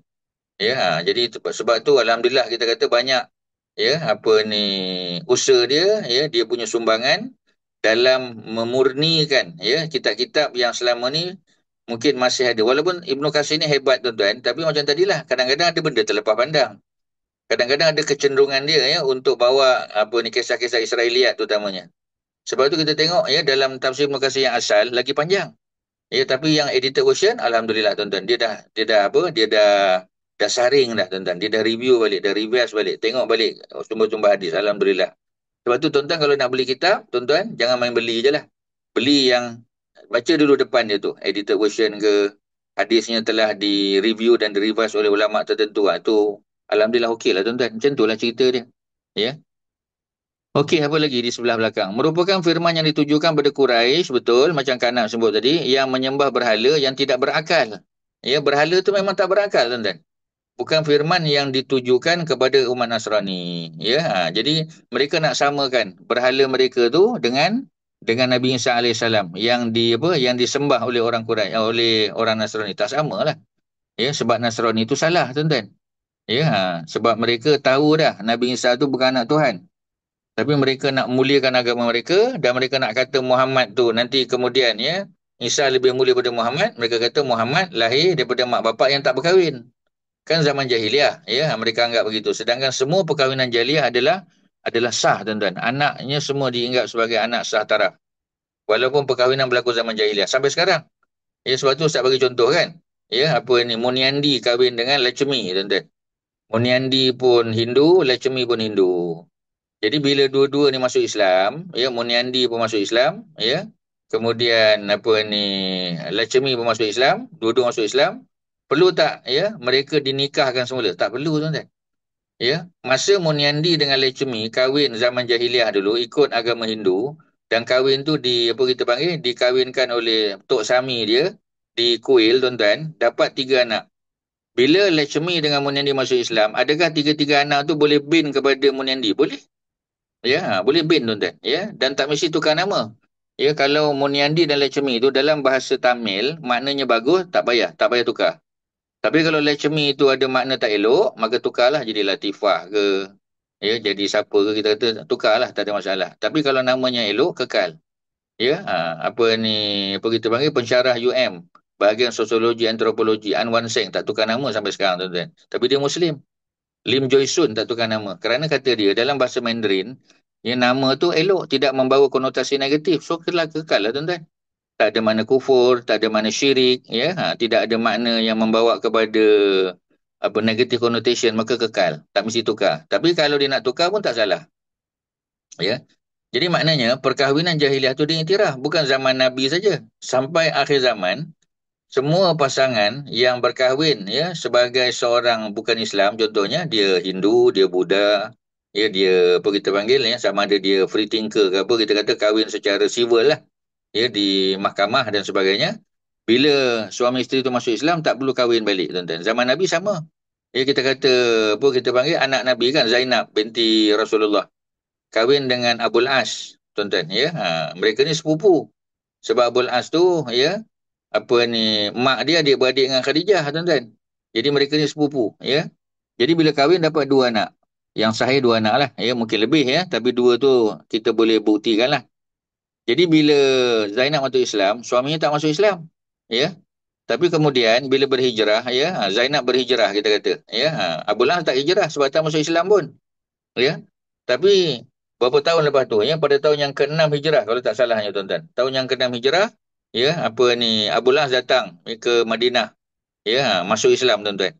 Boleh tak dia duduk sekali balik ya sebagai suami isteri dengan Zainab? Boleh, dengan syarat Zainab tak berkahwin dengan orang lain. Kalau Zainab pernah berkahwin dengan orang lain ya, maka mereka kena nikah balik. Tapi kalau tak kahwin dengan orang lain, Zainab ya, dia boleh duduk sama sebagai suami isteri balik. Tak perlu nikah semula tuan-tuan. Anak dia Umamah ya binti Al-As dan anak lelaki dia boleh tak bin pada Abul As? Boleh. Jadi macam itulah tuan-tuan, maknanya perkahwinan jahiliah diiktiraf sebagai perkahwinan yang sah. Walaupun perkahwinan tu dibuat zaman jahiliah, tak ada isu tuan-tuan. Itu memang hukum yang kekal sampai hari kiamat. Macam tu tuan-tuan ya. Walaupun kita kata dari segi logik, mana logik? Kahwin dekat gereja, kahwin dekat mahkamah civil contoh. Dikahwinkan boleh oleh Tok Sami, oleh apa? Oleh padri kita kata, ya. Dan tentulah tak sah. Ada tuan-tuan. Hukum Islam bukan macam tu. Walaupun kadang-kadang pada logik akal tak boleh terima, tapi kalau hukum kita macam tu, kita kena ya, maknanya kena go by the book lah tuan-tuan. Ya, go by the hukum lah. Ya, macam tu lah. Merupakan firman yang ditujukan pada Quraisy yang menyembah berhala yang tidak berakal, bukan firman yang ditujukan pada Nasrani, bukan. Maka sejak awal tidaklah ya mengena bantahan ya mereka ini kerana tidak masuk akal. Itu yang kata debat kusir tadi tuan-tuan ya, tak ada hujah. Dari segi akal pun tak boleh terima. Ya, mereka klaim, mereka dakwa ayat tersebut mencakup Nabi Isa, tak masuk. Termasuk perdebatan yang dilemparkan oleh kaum musyrik adalah pertanyaan mereka tentang roh. Mereka tanya. Ya, auzubillahi minasyaitonir rajim wa yas'alunaka 'anir ruh. Tuan-tuan, ini salah satu daripada 3 soalan ya. Ketika Quraisy ya, mereka nak confirm Muhammad ni nabi dan rasul, kan mereka pergi ke Madinah, jumpa dengan ulama-ulama Yahudi. Mereka bagi tahu kan, di kampung kami Mekah ada seorang lelaki nama Muhammad, dia claim dia ni nabi rasul. Ya, ada tak soalan yang korang boleh bagi pada kami untuk kami tanya kepada Muhammad ni, nak bukti dia ni nabi ke rasul? Ya, Quraisy ya apa ni tanya pada Yahudi. Yahudi bagi 3 soalan. Yang pertama ya tentang 7 pemuda tidur dalam gua. Itu soalan pertama. Yang kedua Zulkarnain, raja yang menguasai timur dan barat. Yang ketiga tentang roh tuan-tuan. Jadi sebab tu Allah turunkan ya jawapan bagi 2 soalan pertama dalam surah Al-Kahfi, dan Allah turunkan ya tentang roh dalam surah Al-Isra. Jadi sebelah-sebelah aja kan. Isra ya 17 dan Kahfi 18. 3 soalan. Tapi dalam surah Al-Kahfi Allah jawab 4 tuan-tuan. Ya, Allah bagi 2. Maknanya 2 ada sebab nuzul. Tadi apa Nurul Huda tanya kan. Cerita surah Al-Kahfi ada 4 kisah. 2 kisah ya. Yang pertama kisah Ashabul Kahfi, 7 pemuda tidur dalam gua. Ada sebab nuzul dia, sebab ada pertanyaan daripada Quraisy. Cerita kedua, cerita Zulkarnain ada sebab turun dia. Tuan-tuan, sebab orang Quraisy tanya. Tapi cerita tentang 2 pemuda ya yang dapat apa ni kebun, seorang handle secara apa ni according to syarak, seorang lagi tak bayar zakat, tak keluarkan sedekah, dan cerita tentang Nabi Musa dengan Nabi Uzair dan Nabi Khidir itu tak ada soalan tuan-tuan. Itu Allah bagi saja. Ya, sebab tu kita kata bukan semua. Satu surah 4 cerita, 2 ada sebab nuzul, 2 lagi tak ada. Allah nak bagi guidance je tuan-tuan. Tetapi ada satu lagi soalan yang mereka tanya, dan Allah tak letak dalam suatu Kahfi, letak dalam suatu Isra. Maknanya Allah Subhanahu Wa Taala ni maha bijaksana lah tuan-tuan. Ya, melampaui akal sihat kita untuk fikir. Ya, beyond logik itu tuan-tuan. Pasal apa pula tak letak dalam satu surah tuan-tuan ya? Pasal apa letak dalam dua surah? Itu kebijaksanaan Allah Subhanahu Wa Taala yang kadang-kadang kita tak tahu nak jawab macam mana tuan-tuan. Okey ya, turun ayat Quran. Sebab pertanyaan tadi, ya, wa yas'alunaka 'anir ruh, dan mereka yakni orang kafir Quraisy bertanya kepada engkau, ya, soalan yang mereka tanya ni datang daripada siapa? Daripada Yahudi Madinah tu, ya, tentang ruh. Kulir ruh, katakanlah wahai Muhammad, ruh itu min amri Rabbi. Ruh itu daripada urusan Tuhanku. Tuhan yang mencipta kan, sebab tu disebut Rabb. Pasal Rabb ni Tuhan yang mencipta, yang menjadikan, dua Tuhan yang mengurus mentadbir, tiga Tuhan yang memberi rezeki. Ya, tak disebut Allah kan? Sebab Allah ni merujuk kepada yang disembah. Sebab Allah tu ilah yang disembah. Rabb yang mencipta, menjadikan, yang mentadbir, ya, dan juga memberi rezeki. Ada perbezaan lah tuan-tuan. Wa ma utitu minal ilmi illa qalila, dan tidak diberikan kepada kamu sesuatu ilmu melainkan sedikit sangat tuan-tuan. Tentang roh ni pun sikit je yang kita tahu. Ya, sebab tu bila ada ustaz-ustaz cerita tentang ya dikubur ni besok malam pertama macam ni, malam kedua macam ni. Ya, siksaan dan sebagainya. Kadang-kadang tuan-tuan tu lah ya dia berdasar pada hadis-hadis yang dhaif. Bahayalah tuan-tuan. Ya, sebab tu cerita alam ghaib ni sebenarnya yang kita tahu qalila, sedikit je tuan-tuan. Ini cerita roh kan? Ya. Tapi macam tadilah ya, kisahnya panjang disebut sebagainya. Kadang-kadang tidak sahih, itulah yang bahaya tu. Ya, tapi ada tak kisah roh? Ada. Yang sahih dalam hadis-hadis ada tuan-tuan. Kisah syurga neraka memang ada. Ya, kisah bagaimana seseorang tu akan mati ya, ketika sakaratul maut, Aisyah cerita memang ada tuan-tuan.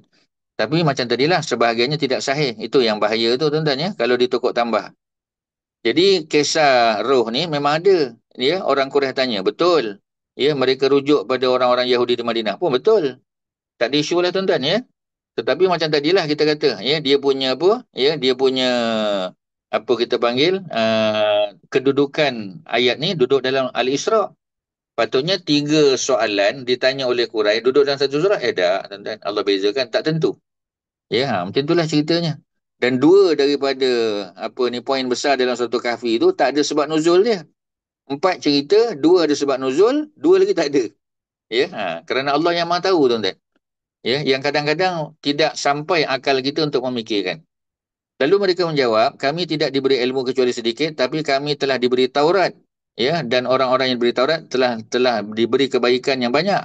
Jadi mereka buat hujah pula. Sebab pasal apa? Sebab Quran ni dia rujuk pada orang-orang Yahudi yang menerima Taurat. Taurat pun telah diselewengkan tuan-tuan. Sebab itu Allah turunkan ayat, ya, ada sebab nuzul. Qul lau kanal bahru midada, di hujung surah Kahfi, ya, katakanlah wahai Muhammad, lau kanal bahru midada, kalaulah air laut tu, ya, al-bahar laut, midada menjadi tinta, menjadi dakwat, li kalimati rabbi, ya, untuk menulis kalimat-kalimat Tuhanku yang apa kita panggil, yang maha agung ni, lana fidal bahar, pasti ya air laut yang jadi tinta ataupun yang jadi dakwat tadi akan nafida, akan berakhir, akan habis, akan selesai tuan-tuan ya. Qabla, sebelum antam fada kalimatu rabbi, sebelum kalimah-kalimah Allah tu nak ditulis tuan-tuan, habis dah. Ya, dakwat dah habis tuan-tuan. Kalimah Allah tu masih banyak lagi. Walau ji'na bimisli madada, kalau kita datangkan 7 lautan lagi untuk menulis pun tak memadai, tak cukup. Surah Al-Isra seluruhnya turun di Makkah tuan-tuan. Suratul Isra, cerita Isra Mi'raj, Bani Israel. Ini ada cerita Bani Israel. Ya, tapi di sini disebut 314. Ya, tafsir Ibn Katsir. Imam Zarkashi menyebut bahawa terhadap hal ini ada kesepakatan. Lihat Al-Burhan. Al-Burhan ni apa ni? Kitab Ulumul Quran, karangan Imam Az-Zarkashi tuan-tuan. Ya, dia kata ada kesepakatan Suratul Isra turun seluruhnya di Mekah dan kemungkinan turunnya berulang. Jadi kalau kita tak, tapi ada cerita Bani Israel Ustaz. Bani Israel ni Nabi cerita di Madinah ya. Tapi macam tadilah disebut. Ada kemungkinan turunnya berulang. Maknanya turun lagi ketika orang Yahudi memicu perdebatan. Bila mereka initiate perdebatan sekali lagi tentang roh di Madinah, asalnya turun di Mekah. Tapi bila mereka initiate lagi, ya, mereka trigger balik soalan ni. Jadi Allah Subhanahu Wa Taala turunkan kali kedua. Boleh tak satu ayat, satu surah turun kali kedua? Boleh tuan-tuan. Sebab tu suratul Fatihah dikatakan oleh sebahagian para ulama, ya, tafsir, dia turun 2 kali. Di Mekah pun ada, di Madinah pun ada. Pasal ya Nabi dah mula solat di Mekah.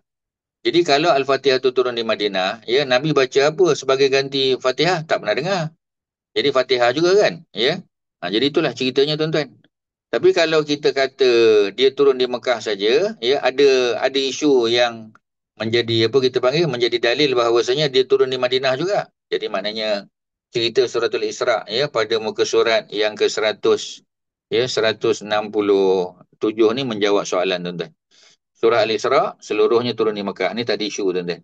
Imam Zarkashi kata sebahagian besar para ulama ya sudah sampai ke peringkat macam ittifaq. Maknanya mereka dah bersepakat bahawasanya memang the whole surah Al-Isra ni ya turun di Mekah. Dan kemungkinan ditambah ya. Siapa yang tambah ni tuan-tuan? Yang tambah adalah Syekh apa ni Akram Dia ni lah ya. Jadi dia kata kemungkinan turunnya berulang ya. Kerana isu roh juga ditimbulkan oleh Yahudi masa Nabi duduk di Madinah. Ya, jadi turun balik kali kedua. Boleh tak? Boleh tuan-tuan. Tak ada masalah. Al-Quran menceritakan bahawa kaum musyrikin, tuan-tuan, ya Quraisy menuduh Rasulullah menimba ilmu dari sumber-sumber non-Arab. Ya, macam mana Nabi nak timba daripada sumber non-Arab? Nabi tak ada akses kepada Taurat dan Injil, tuan-tuan. Nabi tak pandai Hebrew, ya, Hebrew Bible dan Nabi tak pandai apa ni Aramaic Bible, tuan-tuan. Dua-dua tak boleh. Ya, Nabi tak pandai Hebrew dan tak pandai Aramaic. Aramaic bahasa kitab Taurat, kitab Injil.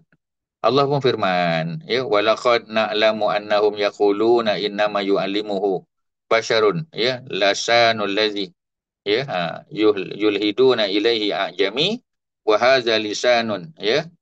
Jadi basharun, ya, dia punya bahasa tadi, bahasa orang lah tuan-tuan. Bahasa manusia, ya, lisan Arab dipanggil. Satu lagi lisan a'jami. A'jami itu orang ajam, non-Arab, ya. Walaqad na'lamu annahum, dan sesungguhnya ya kami mengetahui bahawa apa tuan-tuan, annahum yaquluna, mereka berkata innama yu'allimuhu basyarun, sesungguhnya yang mengajar kamu tu adalah seorang manusia. Nabi Muhammad tu belajar daripada Buhaira tuan-tuan ya, padri Buhaira ataupun monk ya, ataupun kita sebut sebagai pendeta Buhaira. Masa Nabi ikut ya apa ni Abu Talib ya, bapa saudaranya, masa Nabi berusia 12 tahun. Inilah selalu ujar mereka. Ya, Nabi pergi ke negeri Syam, bila sampai di Busra, Nabi belajar daripada berapa lama Nabi duduk situ, sekejap je tuan-tuan.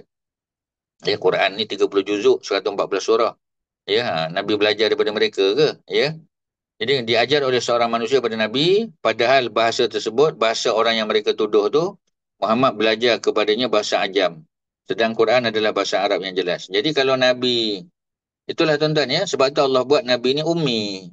La yaqra' wa la yaktub. Tak boleh baca, tak boleh tulis. Jadi macam mana Nabi nak transfer apa yang Nabi baca tu? Ya, sedangkan akses Nabi hanya pada bahasa Arab. Nabi memang mahir bahasa Arab dan juga ya bahasa-bahasa dialek Arab.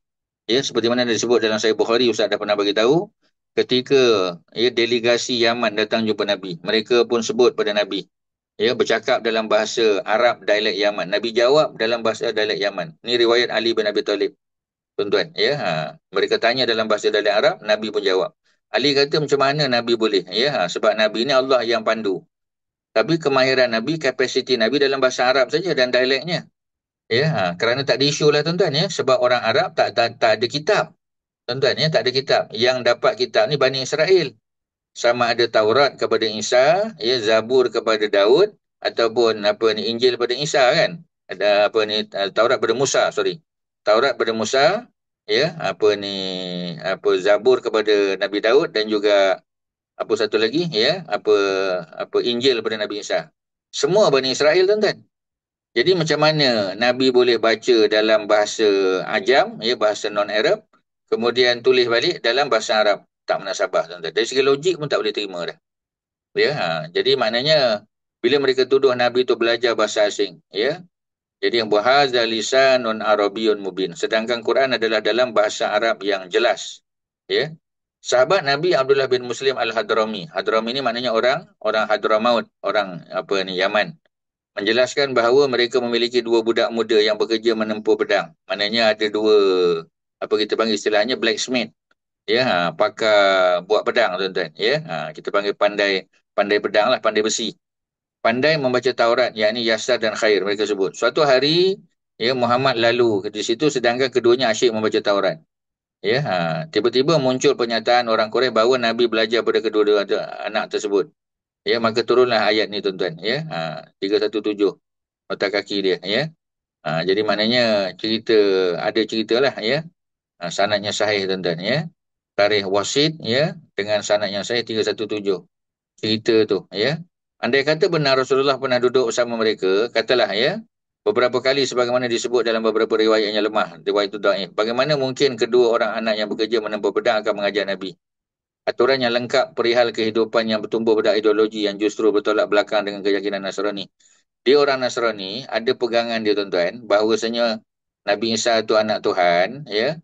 Kemudian dia nak cerita, dia nak ajar Nabi pula. Sebab tu tuan-tuan, inilah hujah yang digunakan ya oleh sebahagian para ulama Islam tak mahu sambung belajar di UK dan US tuan-tuan. Ya, kita bidang agama lah, bidang lain tak apa. Tuan-tuan nak buat bidang accountancy ke, nak buat bidang perubatan ke, ya, nak sambung belajar dalam bidang bioscience ke, tuan-tuan, bioteknologi ke, electrical engineering ke, silalah. Daripada orang barat, pergilah tuan-tuan, ya, nak pergi ke Harvard ke, nak pergi ke mana-mana Boston ke, nak pergi mana, buatlah tuan-tuan. Tapi bidang agama, ya, ramai yang tak pergi. Ya, secara peribadi ustaz sendiri pun, ya tuan-tuan, tak pergi juga. Ya, masa nak sambung PhD dulu. Sebab apa tuan-tuan? Macam tadilah. Pasal kita dah tengok kawan-kawan kita yang pergi tuan-tuan, terpaksa tunduk kepada kehendak supervisor. Dia bagi syarat tuan-tuan. Ya, sebab tu tokoh-tokoh besar di Malaysia ni tuan-tuan, sebahagiannya tak lulus tuan-tuan. Balik macam tu saja tuan-tuan. Ya, sebab apa? Ya, sebab mereka tidak setuju dengan supervisor. Sebab supervisor tu orang Yahudi. Supervisor tu orang Kristian tuan-tuan. Ya, tapi mereka mahir lah dalam agama. Mereka boleh bahasa Arab. Ya, sebahagian ayat-ayat Quran tu mereka kuat. Sebab mereka ni Arab. Ya, contoh saya selalu sebut di McGill University tuan-tuan. Ya, McGill University ni di Canada tuan-tuan. Ada School of Islamic Studies. Ya, Institute of Islamic Studies tuan-tuan. Dan memang ada seorang tokoh besar, Profesor Isa Boluta tuan-tuan, ya. Dia orang Lebanon, orang Arab, ya, boleh baca kitab-kitab tafsir. Dan siapa yang nak buat bidang tafsir dengan dia tuan-tuan, ya, Islamic Study bidang tafsir memang duduk bawah dia punya supervision tuan-tuan, ya. Jadi macam itulah tuan-tuan, ya. Tapi dia beragama Nasrani, ya, agamanya berbeza dengan agama kita. Kalau dia agama Nasrani asal, ya, yang tidak percaya Nabi Isa satu anak Tuhan, satu hal tuan-tuan, ya. Kemudian kita nak belajar tafsir daripada dia. Oh, tu menyalahi lah tuan-tuan. Seperti mana Nabi dituduh belajar daripada dua budak tadi. Ya, Nabi belajar daripada dua budak, ya. Jadi bila Nabi belajar daripada Yasar dan Khair ni tuan-tuan, sedangkan ya mereka ni adalah pembaca kitab Taurat. Ya, jadi maknanya nak bagi tahu bahawasanya tak munasabah. Ya, bila kita belajar daripada guru yang memang berbeza ideologi dengan kita, oh payah tuan-tuan. Ya, jadi apa kita panggil ya? Nak bagi tahu tu macam mana nak bagi tahu? Macam itulah tuan-tuan, ya. Sebab mereka ideologinya berbeza, ya. Tapi nak cerita pasal fiqah, nak cerita pasal tafsir, nak cerita pasal tauhid, tak mahu dia tuan-tuan, tak jadi, tak pergi tuan-tuan, tak boleh pergilah kita kata, ya. Jadi itu yang sebab sebahagian, ya, kita kata ustaz-ustaz kita, ya, sanggup belajar di Malaysia je tuan-tuan, ya. Di UIA je, di UM contoh, di USIM contoh. Ya, sebab macam tadilah, ya, sebab ilmu yang kita nak dapat tu ilmu agama. Kalau ilmu dunia tak ada isu tuan-tuan, nak buat architecture, ya, medical doctor nak jadi ataupun nak jadi doktor pakar dalam bidang apa, pergilah tuan-tuan. Ya, tapi bila dia melibatkan persoalan besar dalam agama yang bersifat wahyu, ramai yang macam tadilah, ya, back off lah tuan-tuan. Tak jadi sambung, ya, walaupun kita kata memang rugilah kan, sebab ranking universiti kita kalau ada yang lulus daripada Harvard ke, ya, daripada Ivy League University lah, ya, University of London ke tuan-tuan, ya, daripada Cambridge dan sebagainya, baguslah. Ya, memang tak ada isu lah tuan-tuan, ya. Tapi macam tadilah, nak kena duduk di bawah pengawasan orang Yahudi dan Nasrani, tak payahlah tuan-tuan. Ya, kalau sebahagian kata macam itulah kan. Tapi kalau dia duduk di sana, ya, mengaji daripada tokoh-tokoh Islam yang bekerja di sana, itu tak ada isu tuan-tuan. Ya, siapa tokoh tafsir tu contoh, ya. Doktor apa kita panggil, Dr. Profesor Zulkifli Yusof tuan-tuan, ya. Bukan Zulkifli Al-Bakri, ya, Zulkifli Yusof. Ya, dekan Fakulti Pengajian Islam apa kita panggil, Akademi Islam Universiti Melaya bekas lah. Ya, jadi dia buat di kita panggil, ya. Dia buat di Ireland, dia buat di mana? Di Wales tuan-tuan, ya. Tapi yang supervise dia tu adalah orang Arab yang duduk di sana. Dan Muslim tu pun Muslim yang bagus, yang baik tuan-tuan. Good Muslim. Tu tak apalah. Tapi kalau Yahudi Nasrani tak payahlah tuan-tuan ya. Panjang ceritanya tapi kita nak kena stop di sini. Nanti kita sambung balik tuan-tuan ya. Jadi dua-dua ni penduduk Najran. Panjang ceritanya nanti. Kita stop di poin 317 ni. Muka surat 168. InsyaAllah kita sambung pada bulan depan lah insyaAllah. Yang mudah-mudahan ada manfaat. Ya. PMP ada apa-apa pengumuman silakan. Kalau ada. Ya, baik ada Ustaz. Assalamualaikum kepada semua Alhamdulillah. jemaah. Uh, Ya. Dengan daripada membantu Al-An memerlukan sebab Europe Ya. dia orang yang industri dapat untuk jadi sesiapa yang masih mengalami kembangan daripada semoga Allah dari Ustaz daripada kami. Assalamualaikum. Waalaikumsalam. Terima kasih. Ya, terima kasih kepada PMP, warga kerja PMP dan tuan-tuan dan puan-puan. Ya, mudah-mudahan ada manfaat. Ulang balik tuan-tuan ya. Tengok balik video. Tengok balik nota-nota penting itu. InsyaAllah kita sambung pada bulan depan. Wassalamualaikum warahmatullahi wabarakatuh. Ya. Ada soalan pendek, minta maaf. Teringat cerita Abu Lahab dan surah Al-Masad tu. Dia faham, macam Ustaz katakan, dia faham. Tapi dia tolak, mungkin adakah sebab dia tak percaya yang itu benda tu akan berlaku? Yang pertama sebab surah tu mendedahkan keburukan dan kebobrokan akhlak dia tu. Dia dengan isteri dia. Ya, dua-dua tu adalah pak saudara dan mak saudara Nabi. Mereka adalah besan Nabi. Dan tak ada isu lah untuk mereka tolak Nabi tu tuan-tuan. Nabi bercakap benar. Nabi orang yang mulia. Ya, Nabi orang kaya daripada isteri baginda Khadijah. Jadi semua tu berpunca daripada kecemburuan lah. Jealousy. Pasal kita dah sebut dulu. Abu Lahab pernah masa dia berniaga di negeri Syam. Dia dengar daripada beberapa orang Yahudi di sana bahawasanya akan datang satu masa nanti ada masyarakat Arab ya yang akan claim sebagai Nabi akhir zaman. Ya, jadi mereka pun kata kalau ada dah tentu daripada Quraisy. Ya, dan Quraisy yang terbaik adalah Quraisy Bani Hashim ya. Tiba-tiba yang jadi Nabi itu bukan Abu Lahab. Sebab dia pun ada cita-cita tuan-tuan. Yang jadi itu adalah anak saudara dia. Ya, walaupun anak saudara tuan-tuan, cemburu ada cemburu. Jadi lebih pada kecemburuan. Ya, bukan sebab dia tolak Nabi itu sebab tak percaya. Sebab Nabi ni Al-Amin, Sadiqul Amin tuan-tuan. Orang percaya cakap. Sebab tu Nabi test kan. Kalau aku kata di belakang Bukit Sofa tu ada tentera yang nak serang, percaya tak? Percaya. Kami tak pernah dengar Nabi bohong. Tak pernah dengar Muhammad bohong. Tapi bila Nabi sebut, ya aku ni dapat wahyu pada Allah, nak membetulkan agama kamu supaya kamu bertauhid, dah mula mereka lawan. Jadi bukan isu tak percaya. Okey, ya. Sekadar itu terima kasih kepada semua. Assalamualaikum warahmatullahi wabarakatuh. Waalaikumsalam warahmatullahi wabarakatuh. Wa antum jazakumullah khairan. Jazakumullah khairan Ustaz dan Antum jazakumullah khairan. Sama-sama. Terima kasih Ustaz. Sama-sama.